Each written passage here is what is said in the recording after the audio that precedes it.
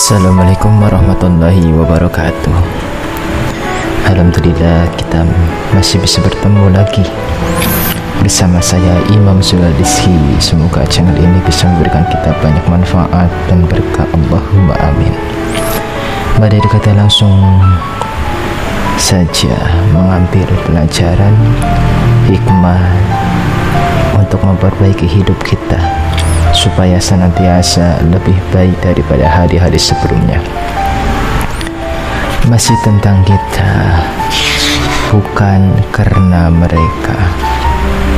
Ya, jadi kelanjutan yang kemarin. Setelah hari berganti hari, bulan pun berganti bulan, merambat terus seiring berjalan sang waktu. Meski demikian, Yusuf masih dengan setianya duduk termenung di dalam masjid. Sedangkan tokoh sufi juga sibuk dengan urusannya sendiri, Zunnun. Tanpa disadari, perjalanan waktu sudah setahun lamanya semenjak Zunnun pertama kali menyapa Yusuf. Berarti sudah 2 tahun Yusuf mesanggrah atau menginap di dalam masjid. 2 tahun persis semenjak kedatangan Yusuf di tempat itu, Zunnun kembali menemuinya dan bertanya kepada Yusuf, "Wahai anak muda, apakah tujuanmu kemari?" Mendapatkan pertanyaan seperti itu, hati Yusuf termangu. Beranikah aku menyampaikan maksud hatiku yang sebenarnya? Siapakah diriku ini sehingga sangat lancang terhadap sesuatu yang mulia seperti yang kucita-citakan?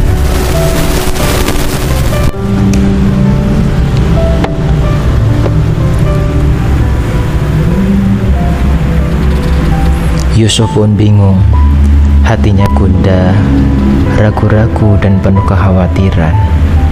Ia merasa rendah diri alias kurang percaya diri karena menyadari bahwa jawabannya ditunggu oleh guru itu.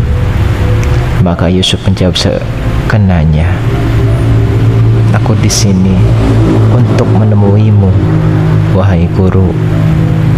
Mendengar jawaban itu, lagi-lagi Zunnun juga meninggalkan Yusuf begitu saja, sebagaimana ketika guru sufi itu meninggalkan Yusuf sebelumnya setahun lalu.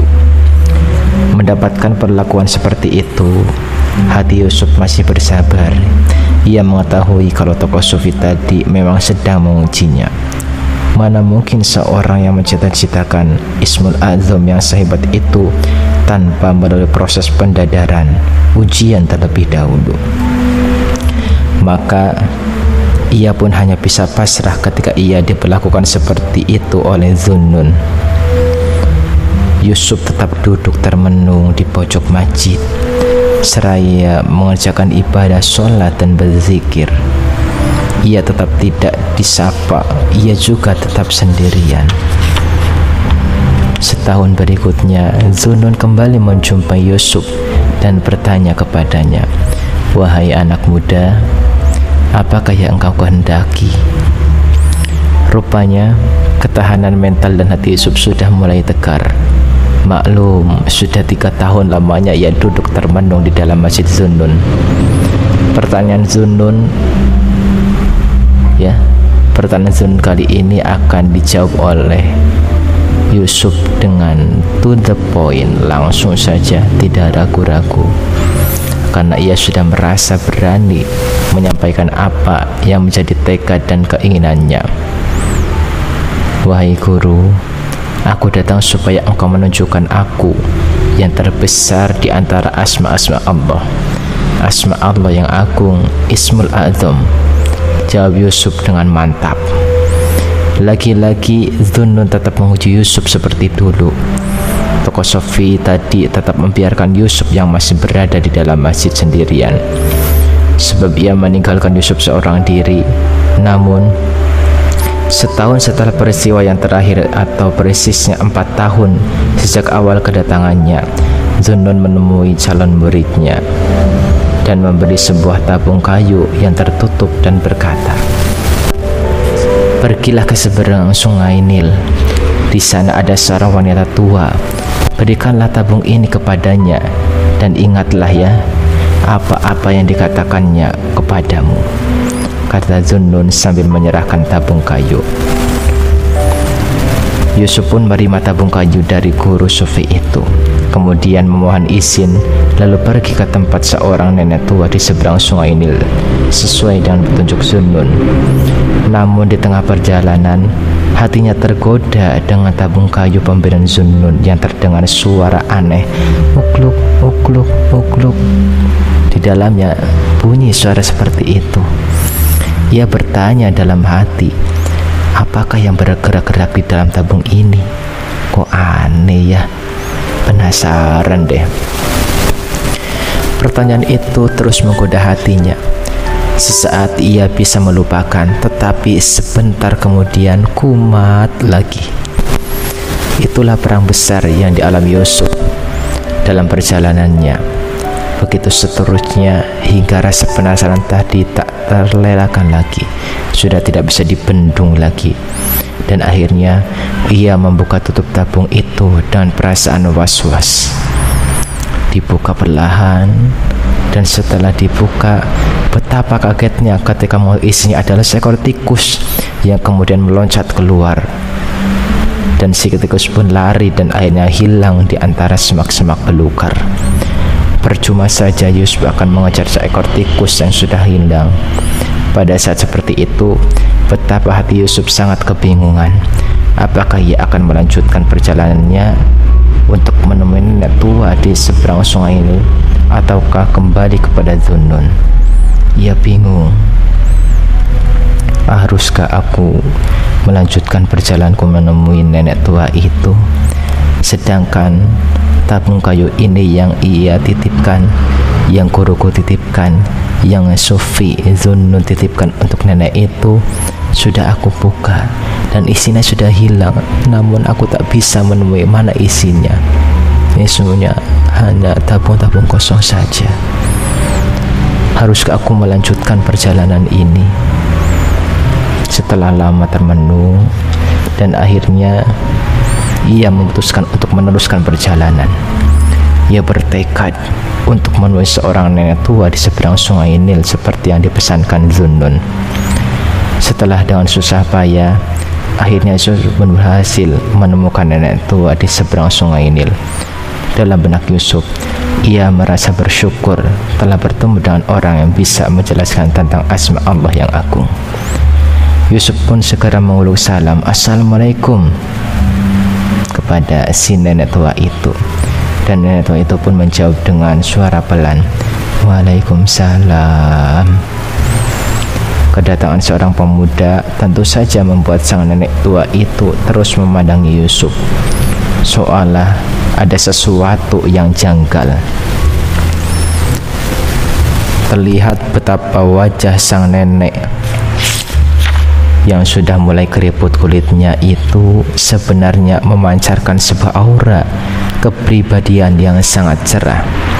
Sesekali ia menghela napas panjang. Entah apa yang dipikirkannya. Sang nenek pun kemudian memperhatikan tabung kayu Yusuf yang telah kosong. "Engkau menanyakan asma Allah yang terbesar kepada Syekh Zunnun?" Tiba-tiba kata-katanya memecahkan keinginan dan kebisuan dalam suasana berkenal awal dengan Yusuf. "Yusuf, engkau menanyakan asma Allah yang terbesar kepada Syekh Zunnun?" Yusuf pun menjawab, "Iya, Nek."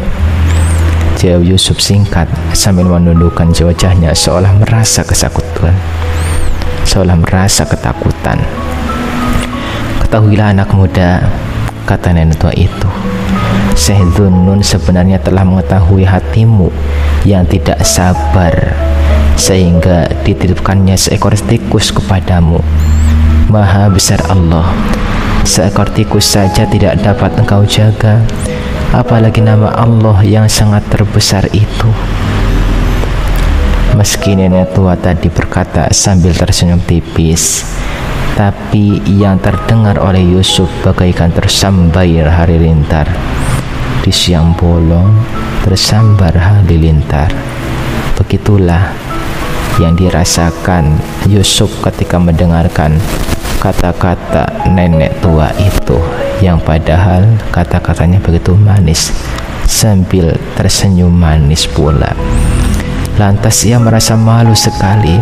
Kenapa dirinya tak kuasa memenuhi amanat Syekh Dzunun yang telah menitipkan tabung kayu berisi seekor tikus? Jika ia bisa menyelamatkan seekor tikus di dalam tabung, bukankah nenek tua tadi akan memberikan wejangan tentang ilmu rahasia keagungannya? Begitulah rasa penyesalan sembunyi.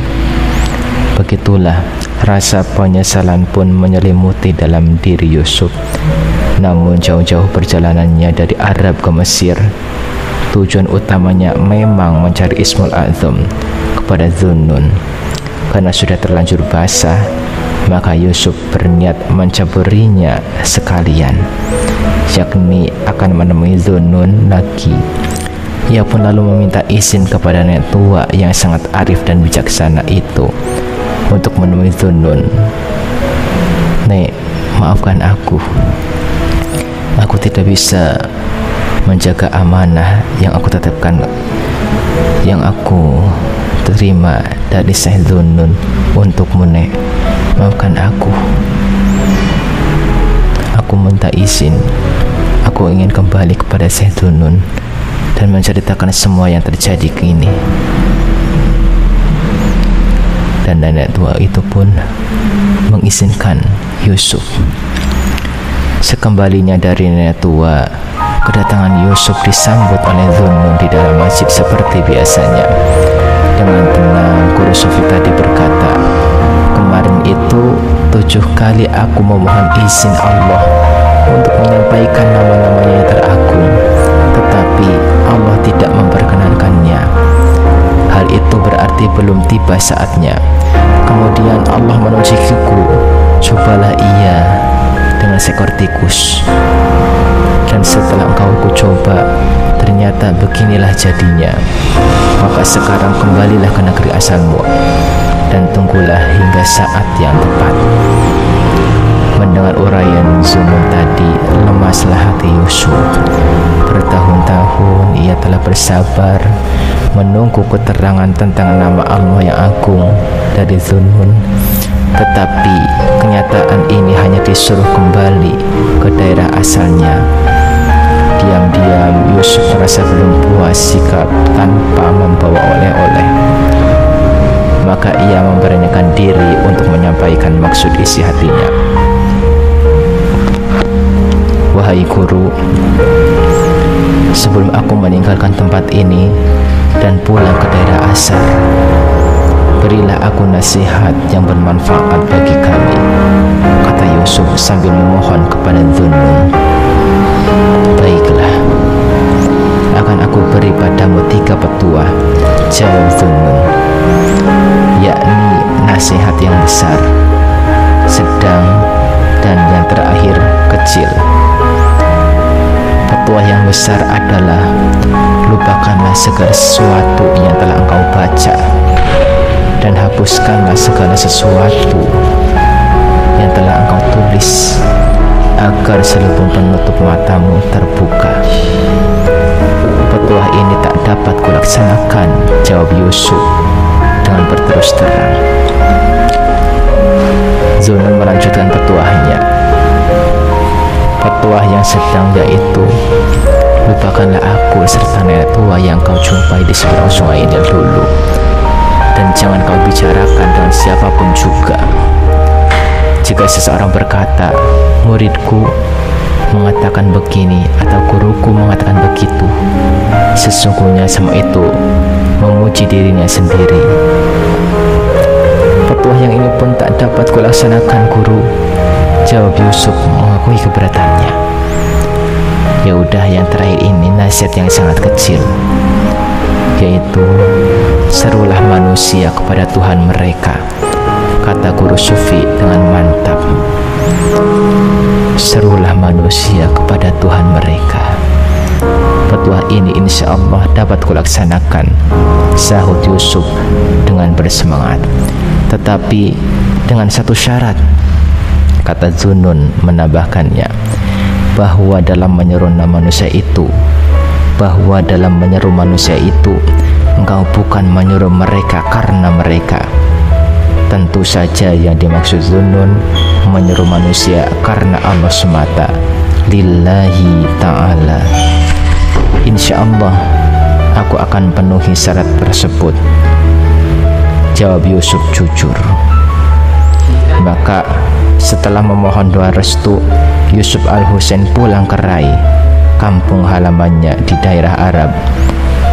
Begitu kedatangannya diketahui oleh masyarakat Rai, mereka menyambutnya dengan perasaan antusias bahwa Yusuf akan mengajarkan ilmu agama kepada mereka. Sebab masyarakat Rai mengetahui keberanian Yusuf itu untuk menimba ilmu agama hingga 4 tahun lebih. Yusuf pun juga menyambut antusias masyarakatnya dalam belajar agama dengan penuh harap, sebagaimana yang dinasihatkan gurunya Zunnun Al-Misri sebelum pulang. Kepulangan Yusuf tidak sia-sia, niatnya tidak bertepuk sebelah tangan. Dan ketika Yusuf memulai khutbahnya di hadapan masyarakat Rai, tidak diduga-duga ia lebih banyak mengemukakan realitas mistik yang lebih dikenal dengan istilah esoteris. Ketika ia menyampaikan pandangan spiritualnya, semuanya seolah-olah mengalir begitu saja, tanpa merujuk dan menukilkan dasar-dasar atau dalil-dalil Al-Quran dan hadis. Namun substansi yang disampaikan kepada masyarakatnya, terutama menyangkut ilmu ketuhanan, cinta, hanya kepada Allah. Begitu mendengar nasihat-nasihat spiritual seperti itu, rupanya masyarakat Rai merasa kurang senang karena mereka telah terbiasa dengan doktrin-doktrin yang sifatnya eksoteris yang biasa disampaikan melalui pengajaran formal. Mereka karena terbiasa dengan materi fikih, berubah pikiran begitu mendengar materi yang dibawakan Yusuf. Mereka menjadi marah dan tidak simpatik lagi kepadanya. Akhirnya lama-kelamaan mereka pun tidak ada yang datang kepada Yusuf untuk mendengarkan ceramahnya. Begitu melihat masyarakat Rai tidak ada yang hadir untuk mendengarkan ceramahnya, ia pun bermaksud menghentikan kegiatannya itu. Ketika Yusuf menghentikan dakwahnya itu, tiba-tiba datanglah nenek tua yang dulu bertempat tinggal di seberang Sungai Nil.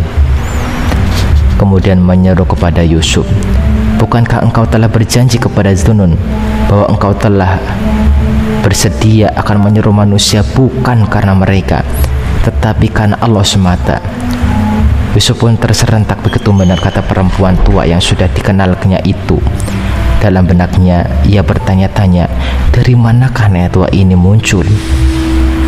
Dalam pembicaraannya dengan Zunnun dulu, nenek tua tadi tak mengetahuinya. Dari mana ia mengetahui? Tetapi sekarang ia malah mendampratnya seperti itu. Dari mana ia mengetahui? Lagi pula bagaimana ia tahu tempat tinggalnya di Rai ini? Tidak didasar dirinya ketika ia sedang berpikir seperti itu, nenek tua tadi sudah hilang dari pandangan matanya. Ia pun membenarkan apa yang dipesankan oleh nenek tua itu. Bukankah ia berdakwah kepada Allah semata, bukan karena mereka, tapi lillahi ta'ala. Mulai saat itu juga ia pun mulai kembali khutbahnya. Demikian yang dilakukannya secara terus-menerus selama 50 tahun, baik ada yang mendengarkan atau tidak. Tekadnya bulat, mengajak mereka ke jalan Tuhan, bukan karena mereka, tetapi karena Allah Subhanahu wa ta'ala. Semoga bermanfaat. Wabillahi taufiq wal hidayah. Wassalamualaikum warahmatullahi wabarakatuh.